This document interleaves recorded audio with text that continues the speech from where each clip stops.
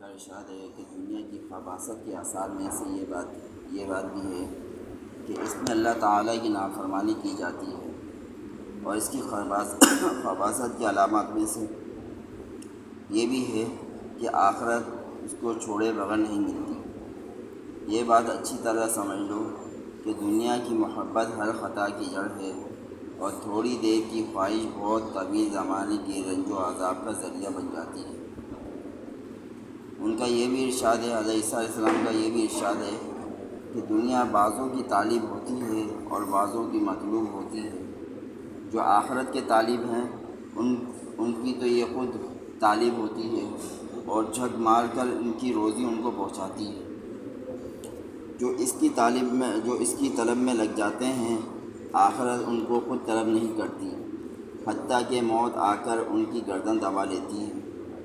حضرت سلیمان علیہ نبینا وعلیہ الصلاۃ والسلام ایک مرتبہ اپنے لشکر کے ساتھ تشریف لے جا رہے تھے۔ پرندہ اس پر سایہ کیے ہوئے تھے، جن و انس دائیں بائیں تھے۔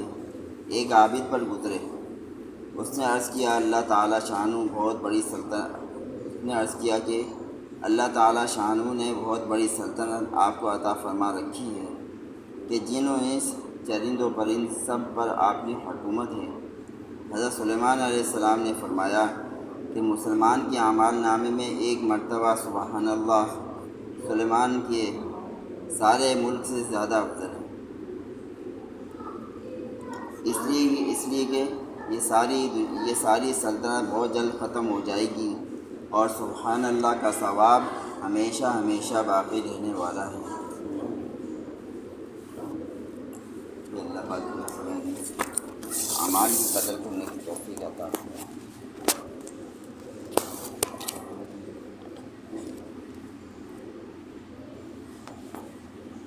ہر آدمی دنیاوی اعتبار سے اپنے بڑوں کو دیکھ رہا ہے کہ اس کے پاس اتنا مال ہے تو میرے پاس بھی اتنا ہونا چاہیے۔ اگر نہیں ہوتا ہے اپنے محلے کے، اپنے علاقے کے، اپنے یار دوستوں کے تو حسد ہونے لگتی ہے کہ اس کے پاس اتنا کیوں ہے، حالانکہ یہ بھی وہی کر رہا ہے، میں بھی وہی کر رہا ہوں۔ تو اللہ پاک جو ہے ہمیں ایسے لوگوں کی اتباع کرنے کی توفیق عطا فرمائے کہ جو اعمال کے اعتبار سے بڑے ہیں نا، کہ دنیا تو ویسی چھوٹ جائے گی، جتنا چائے جمع کر لو۔ ہم تو وہی کیا ہے کہتے ہیں، ہم چوکی دار ہیں، جو کھا لیا پی لیا وہ ہمارا، باقی کا چوکی داری کر رہے ہیں، مر کھپ کے چلے جائیں گے، باقی دوسروں کے حوالے کر لیں گے، تو چوکی داری کر رہے ہیں ہم لوگ۔ احد کی لڑائی میں مسلمانوں کو اذیت بھی بہت پہنچی اور شہید بھی بہت ہوئے۔ مدینہ طیبہ میں یہ وحشت اثر خبر پہنچی تو عورتیں پریشان ہو کر تحقیقی حال کے لیے گھر سے نکل پڑیں۔ ایک انصاری عورت نے مجمع کو دیکھا تو بے تابانہ پوچھا کہ حضور کیسے ہیں؟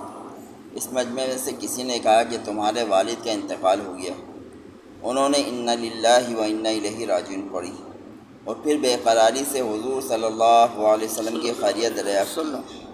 اتنے میں کسی نے خاوند کے انتقال کی خبر سنائی، اور کسی نے بیٹے کی اور کسی نے بھائی کی، کہ یہ سب ہی شہید ہو چکے تھے، مگر انہوں نے پوچھا کہ حضور صلی اللہ علیہ وسلم کیسے ہیں؟ لوگوں نے جواب دیا کہ حضور بخیریت ہیں، تشریف لا رہے ہیں۔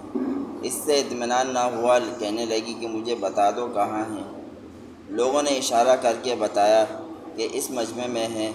یہ دوڑی ہوئی گئی اور اپنی آنکھوں کو حضور صلی اللہ علیہ وسلم کی زیارت سے ٹھنڈا کر کے عرض کیا، اے اللہ کے رسول، آپ کی زیارت ہو جانے کے بعد ہر مصیبت ہلکی اور معمولی ہے۔ ایک روایت میں ہے کہ حضور صلی اللہ علیہ وسلم کا کپڑا پکڑ کر عرض کیا، اے اللہ کے رسول، میرے ماں باپ آپ پر قربان ہوں، جب آپ زندہ سلامت ہیں تو مجھے کسی کی ہلاکت کی پرواہ نہیں۔ اس قسم کے بہت سے واقعات قصے اس موقع پر پیش آئے ہیں۔ اس وجہ سے مورخین میں ناموں میں اختلاف بھی ہوا ہے، لیکن صحیح یہ ہے کہ اس قسم کا واقعہ کئی عورتوں کو پیش آیا ہے۔ کہ اللہ پاک جو نا ہمیں بھی ایسی محبت عطا فرمائے۔ یہ تو تب ملتی ہے آدمی جب دین کے لیے کوشش کرتا ہے، محنت کرتا ہے، جان لگا رہا، مال لگا رہا اور قربان کر رہا اللہ کے لیے، اللہ کے رسول کے لیے، تب ایسی بے قراری، ایسی محبت ملے گی۔ اور ہمارا حال کیا ہے کہ ہمارا تو سارا جان مال دنیا پہ لگ رہا ہے، تو محبت کیسے آئے گی؟ جس چیز پہ لگ رہی ہے اسی پہ آئے گی۔ مال کما رہے ہیں، کھا رہے ہیں، پی رہے ہیں، کپڑے پہ لگا رہے ہیں، چیزوں پہ لگا رہے ہیں، گھر پہ لگا رہے ہیں، کہتے ہیں اللہ رسول کی محبت نہیں کیا کیسی ملے گی؟ 10 سال 20 سال کے اندر مال جمع کیا، گھر خرید لیا، جب گھر خریدا تو محبت گھر کی آئے گی کسی اور چیز کی آئے گی؟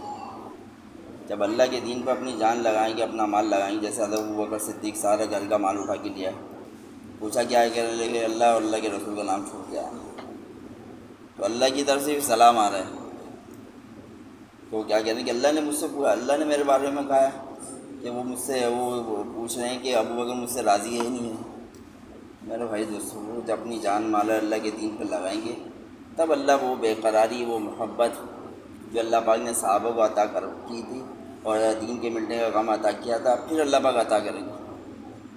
اور ہماری کوشش ساری دنیا کے لیے ہو رہی ہے، سارا خرچ دنیا کے لیے ہو رہا ہے اور ساری خواہشات پوری کرنے کے لیے ہمارا پیسہ خرچ ہو رہا ہے، تو میرے بھائی دوستوں محبت کون ملے گی؟ ہاں، الفاظ یہ ہے کہ الفاظ ضرور ہوں گے ہمارے پاس بھی اللہ اللہ کے رسول سے محبت ہے، لیکن اس کی حقیقت تبھی نصیب ہوگی جب اللہ اور اللہ کے رسول کے لیے اپنے جان مال کو خرچ کریں گے، اللہ کے دین پر لگائیں گے۔ تو اس کے لیے وہ میرے بھائی دوستوں اللہ سے مانگیں کہ اللہ ہماری جان کو، ہمارے مال کو اپنے لیے، اپنے دین کے لیے قبول فرما دے۔ اللہ پاک دنیا میں بہت پڑے ہیں جن کے پاس جان بھی ہے، مال بھی ہے، اور ذرائع بھی ہیں، بہت صفات بھی ہیں، لیکن اللہ پاک نہیں لگاتے۔ اللہ کو ہر ایک کا مال قبول نہیں۔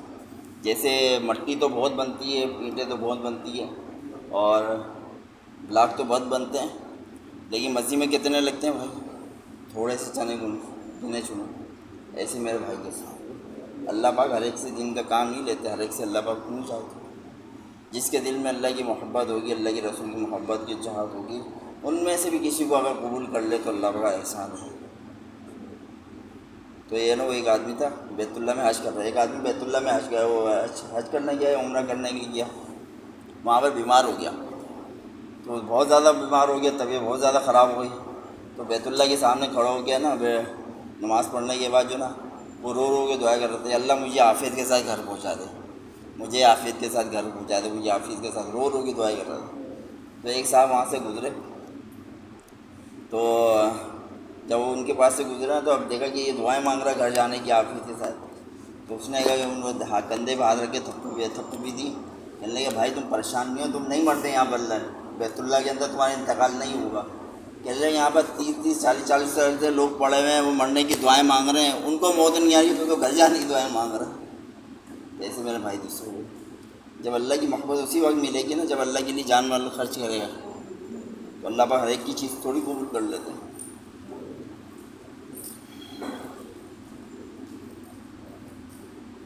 حضور اقدس صلی اللہ علیہ وسلم کا ارشاد ہے کہ کلمہ طیبہ لا الہ الا اللہ سے نہ تو کوئی عمل بڑھ سکتا ہے، نہ یہ کلمہ کسی گناہ کو چھوڑ سکتا ہے۔ حضور اقدس صلی اللہ علیہ وسلم کا ارشاد ہے کہ لا الہ الا اللہ سے نہ تو کوئی عمل بڑھ سکتا ہے، نہ یہ کلمہ کسی گناہ کو چھوڑ سکتا ہے۔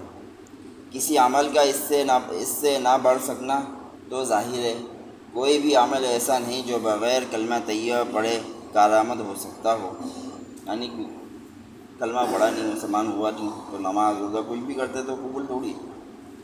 ہر عمل ایمان کا بھی محتاج ہے، ہر عمل، نماز ہے، روزہ ہے، حج زکوٰۃ ہے، اگر یہ چیزیں کر رہا ہے تو اس کے لیے ایمان شرط ہے۔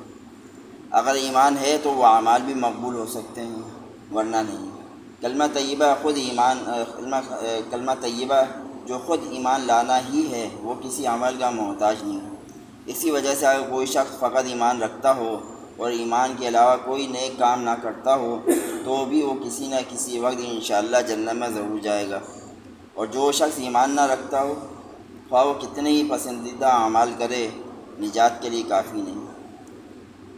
جیسے یہ بہت سارے کافر ہوتے ہیں، ہندو، عیسائی، ہندو وغیرہ، اخلاقی اعتبار سے بہت اچھے ہوتے ہیں، بہت فلاحی کام کرتے ہیں، لوگوں کی مدد بہت کرتے ہیں، صحیح نا، لوگوں کی پریشانی کو دیکھ کر ان کی فوراً مدد کرتے ہیں۔ تو ایسا کیا ان کا یہ اعمال تو ان کے، اب ظاہر سی بات ہے نیک عمل کر رہے ہیں، اس کا اجر بھی ملنا چاہیے، اب آخر میں تو ان کو حصہ کوئی نہیں ہے۔ تو اللہ پاک کیا کرتے ہیں، دنیا میں ان کو اور دے دیتے ہیں، دنیا میں اللہ پاک ان کو اور دے دیتے ہیں تاکہ آخر میں مطالبہ ہی نہ ہو۔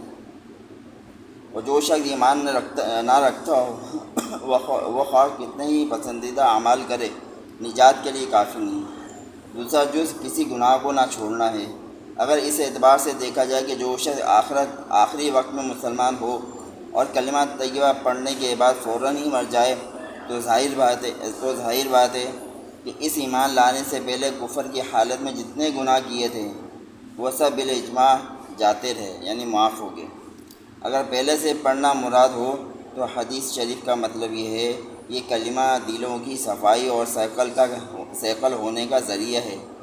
جب اس پاک کلمے کی کثرت ہوگی تو دل کی صفائی کی وجہ سے توبہ کیے بغیر چین ہی نہ پڑے گا، آخرکار گناہوں کی معافی کا ذریعہ بن جائے گا۔ ایک حدیث میں آیا کہ جس شخص کو سونے کے وقت اور جاگنے کے وقت لا الہ الا اللہ کا اہتمام ہو، اس کو دنیا بھی آخرت پر مستعد کرے گی، دنیا بھی آخرت کے لیے اس کو تیار کرے گی اعمال کے اعتبار سے، اور مصیبت سے اس کی حفاظت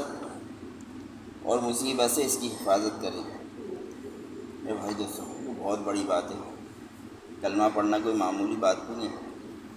جس کے دل میں ایمان ہے، اللہ کی محبت، اللہ کا تعلق ہے نا، یہ بہت بڑی بات ہے۔ ورنہ اللہ کے لیے کیا مشکل ہے، اللہ ہمارے دلوں کو گمراہی سے بھر دے، کوئی مشکل تھوڑی، ہم تو گمراہی تھے، ہدایت کس نے دی بھائی؟ اللہ نے دی۔ کافر کتنے ہیں، ان کو بڑو کلمہ پڑھ لے تو ان کے دلوں میں اتنی جہالت ہے، اتنا اندھیرا ہے، وہ اس کلمے کی طاقت ہی نہیں رکھتے پڑھنے کی۔ وہ تو اللہ کا احسان ہے کہ اللہ پاک دلوں سے گمراہی کو دور کر کے اس کلمے کے روح کو دلوں کے اندر داخل کرتے ہیں، پھر آدمی کلمہ پڑھتا ہے۔ تو میرے بھائی دوستوں، کلمہ پڑھ لینا معمولی بات نہیں ہے، یہ تو جب جنت اور جہنم کا فیصلہ ہو رہا تب پتہ چلے گا کلمے کی وجہ سے۔ اور میرے بھائی دوستوں، جو کچھ پڑھا گیا سنا گیا، اللہ پاک اس پر عمل کرنے کی توفیق عطا فرمائے۔ میرے بھائی دوستوں، اس کلمے کی پڑھنے کی وجہ سے، لا الہ الا اللہ پڑھنے کی وجہ سے صحابہ و انبیاء کرام کو بہت زیادہ تکلیفیں دی جاتی تھیں کہ اللہ کہنا کہ اللہ سے ہوتا، اللہ کی سوا کسی سے نہیں ہوتا، یہ لفظ کہنا کافر کو برداشت نہیں تھا، کیونکہ کسی نے خوشیوں کا الگ بت بنایا ہوا ہے، غموں کا الگ بت بنایا ہوا ہے، کوئی کسی بت سے مانگ رہا ہے، کوئی کسی بت سے مانگ رہا ہے، کوئی کسی مورتی کے آگے سجدہ کر رہا ہے، کوئی کسی مٹی کے آگے سجدہ کر رہا ہے، کوئی چاند کی عبادت کر رہا ہے، کوئی ستاروں کی عبادت کر رہا ہے، کوئی آگ کی عبادت کر رہا ہے۔ ایسے وقت میں سب چیزوں کا انکار کرنا اور یہ کہنا کہ نہیں، اللہ تعالیٰ کی ذات ہے اور اللہ نے ہم کو پیدا کیا ہے اور اللہ ہی ہمارے مسائل کو حل کرنے والا، ہماری پریشانی کو حل کرنے والا، سارے کام اللہ ہی کرتا ہے، اللہ کے سوا کوئی کرنے والا نہیں، یہ کہنا یہ بڑا مشکل کام تھا۔ اور کافر کہتے کہ سارے کام اللہ تعالیٰ کیسے کر سکتے؟ تو ان کو وہ سمجھتے، جب یہ جملہ کہتے تو کہتے کہ تم نے ہمارے بتوں کو ذلیل کیا، ان بتوں کو ذلیل کیا ہے کہ ہمارا خوشی کا بت الگ ہے، غم کا بت الگ ہے، شادی بیاہ کا بت الگ ہے، ہمارے مسئلے مسائل پریشانی کا بت الگ ہے، ہر چیز کے لیے الگ الگ بت ہے۔ اتنے سارے بت مل کر ہمارے کام کرتے، تم کہتے ہو صرف ایک اللہ کام کر رہا ہے، جو اللہ عزت بھی دے رہا ہے، ذلت بھی دے رہا ہے، بیماری بھی دے رہا ہے، صحت بھی دے رہا ہے، ساری چیزیں کر رہا ہے، سورج بھی نکال رہا ہے، غروب بھی کر رہا ہے، یہ کیسے ہو سکتا ہے؟ تو میرے بھائی دوست اس پر ان کو آتا غصہ، پھر مسلمانوں کو تکلیف پہنچاتے ہیں۔ لیکن میرے بھائی دوست بزرگوں، جب ایمان دل کے اندر آتا ہے نا، چاہے جتنی بھی تکلیف پہنچے، پھر انسان ایمان نہیں چھوڑتا۔ ایک بچہ تھا، وہ ایمان لے کر آیا تو زیادہ بڑا نہیں تھا، اس کے چچا کو پتہ چل گیا کہ یہ مسلمان ہو گیا، ماں باپ تو تھے ہی نہیں، تو اس نے کیا کیا، بچے کو ننگا کیا، کپڑے اتارے سارے، چٹائی کے اندر لپیٹا، لپیٹنے کے بعد الٹا لٹکا دیا، الٹا لٹکانے کے بعد نیچے گھاس پھوس رکھ کے، لکڑیاں رکھ کے نیچے آگ لگا دی۔ اب سارا دھواں جا رہا ہے، سارا دھواں منہ میں جا رہا ہے۔ اب بچہ چھوٹا تھا، ظاہر سی بات ہے کتنی عقل ہوگی، کتنا شعور ہوگا، لیکن جیسے حالات ہوتے ہیں نا اور جیسا ماحول ہوتا ہے، اللہ پاک اس وقت ویسے ہی صلاحیتیں پیدا کرتے ہیں۔ تو وہ بچہ کہنے لگا، تو اس کے چچا نے کہا، کہنے لگا یا تو اسی حال میں مر جا، یا تو اسی حال میں مر جا، جو تو نے کلمہ پڑھا ہے نا، یا تو اسی کے ساتھ تو مر جا۔ اگر تو چاہتا ہے کہ اس پریشانی سے، اس تکلیف سے، اس آگ سے تجھے نجات دے دوں، صحیح ہے، تو پھر یہ ہے کہ تو واپس میرے دین میں جو پہلے دین پہ تھا اسی پر آ جا۔ تو وہ بچہ کہنے لگا، چچا تو مجھے مار دے لیکن میں کلمہ نہیں چھوڑ سکتا، مجھے مار دے، میں کلمہ نہیں چھوڑ سکتا۔ ایسے میرے بھائی سینکڑوں واقعات ہیں صحابہ صحابیات کے کہ اللہ کے لیے، اللہ کے رسول کے لیے، اس کلمے کے لیے جان دے دی، لیکن ایمان نہیں چھوڑا، ایمان نہیں چھوڑا۔ اور ہمارا کیا حال ہے؟ ہمارا حال تو یہ، ہمارے دو روٹی کے لیے ہمارا ایمان بک جاتا ہے، ذرا سے سودا بیچنے کے لیے ہمارا ایمان بک جاتا ہے۔ تو میرے بھائی دوستو، اللہ پاک کو ہمارا وہ ایمان بنا دے، اس کے لیے بھی قربانی ہے، اپنی جان مال وقت کو اللہ کے دین کے لیے خرچ کرنا۔ یہ نہیں کہ سارا اللہ کے لیے لگا دو، نہیں، دنیا کے کام کے ساتھ ساتھ دنیا کی زندگی گزارتے ہوئے، اس کے ساتھ رہتے ہوئے، اپنی آخرت کے لیے اور اللہ کے دین کے کام کے لیے اپنے آپ کو استعمال کرنا، اللہ سے مانگنا۔ جیسے پورا مہینہ کام کرو، مہینے میں 3 دن لگا لو، چلو اس مہینے نہیں اگلے مہینے لگا لو، اگلے مہینے نہیں اگلے مہینے لگا لو، 6 مہینے میں ایک دفعہ لگا لو، سال میں ایک دفعہ لگائے تو صحیح۔ تو یہ کہ اگر ہم اس طرح اللہ کے دین پر اپنی جان مال کو خرچ کریں گے تو میرے بھائی دوستوں کو اللہ پاک ہماری نسلوں میں ہدایت عطا فرمائے۔ 7 نسل جو نبی صلی اللہ علیہ وسلم کے کام کو کرے گا، بزرگوں سنا، اللہ پاک 7 نسلوں تک ہدایت فرماتے ہیں، اور اس کے اثرات پیدا ہوتے ہیں، دنیاوی پریشانی اللہ پاک سے نجات دیتے ہیں، اور بھی بہت ساری چیزیں۔ اب ضروری نہیں یہ ہو، لیکن اللہ پاک کا معاملہ ہے، کسی کے ساتھ کر دے کسی کے ساتھ نہ کرے، اللہ کے احسان ہے۔ تو اس لیے میرے بھائی دوستوں، ابھی سے روزہ کی جماعت جاری ہے، محرم کی چھٹیاں آ رہی ہیں، اتوار بھی چھٹی ہے، پیر کی چھٹی کرنی پڑ رہی، منگل بدھ کی ویسی چھٹی آ رہی ہے۔ اب جیسی ترتیب بنے، ہماری مسجد سے منگل بدھ جمعرات کو جماعت جاری ہے، مردوں کے اعتبار سے، ہو سکتا ہے مستورات کی جو جماعت چاہیے وہ پیر منگل بدھ جائے گی۔ تو اس کے لیے ہم خود بھی کوشش کریں، اپنے گھر والوں کو اپنا بھی وقت لگائیں، اپنے گھر والوں کو بھی وقت لگائیں۔ جیسے بھئی ہم چاہتے ہیں کہ اللہ ہم سے راضی ہو جائے، اللہ ہمیں جنت دے دے، جہنم کے عذاب سے بچا لے، ایسے میرے بھائی دوستوں کو ہمارے گھر والوں کی بڑے احسانات ہیں۔ ہمارے پورا دن ہماری خدمت کرتے ہیں، صبح اٹھ کے ناشتہ بنایا، دوپہر میں ناشتہ کھانا بنایا، رات کو کھانا بنایا، پھر گھر کی صفائی، پھر جھاڑو پوچھا، تو یہ سارے ہمارے کام کر رہے ہوتے ہیں، اور ہم ان کے دین کی فکر نہ کریں میرے بھائی دوستوں کو، تو کتنا بڑا نقصان ہے کہ وہ تو ہماری اتنی خدمت کر رہے ہیں، ہم ان کے لیے کچھ بھی نہ کریں۔ تو اس لیے میرے بھائی دوستوں، ان کا بھی وقت لگوائیں اللہ کے راستے میں، تاکہ ان کو بھی پتہ چل جائے کہ بھئی ہماری دنیا میں آنے کا مقصد کیا ہے۔ ورنہ گھر کی مستورہ یہ سمجھتی ہیں ہمارا کام کیا ہے کہ صبح اٹھنا، ناشتہ بنانا، دوپہر کو کھانا بنانا، رات کو کھانا بنانا، کپڑے دھونا، استری کرنا، بس یہ ہماری زندگی، یہ ہمارا مقصد ہے۔ اگر اسی حال میں اگر ہم چلے گئے تو میرے بھائی دوستوں کیا ہوگا پھر ہمارا؟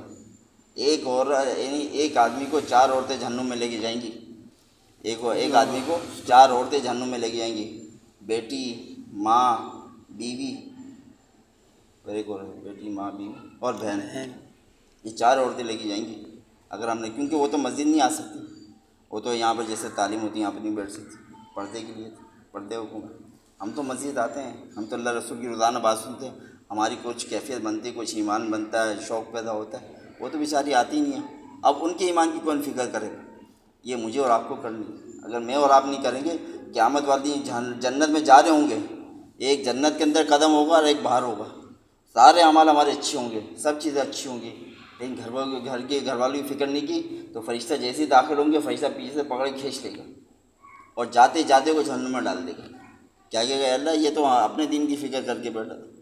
ایسے میرے بھائی ساری انسانیت کی فکر ہے، جتنی بڑی نیت ہوگی اللہ پاک انعامات بھی اتنے بڑے دیں گے۔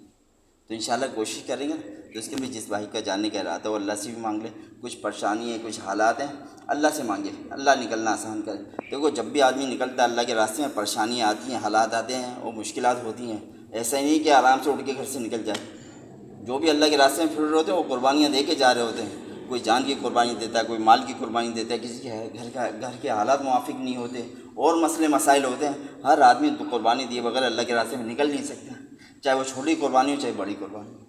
تو انشاءاللہ سارے ساتھی کوشش کریں گے، اور جس بھائی کا ارادہ ہو، چلو ہم خود نہیں جا سکتے، اپنے گھر میں اپنے بچوں کو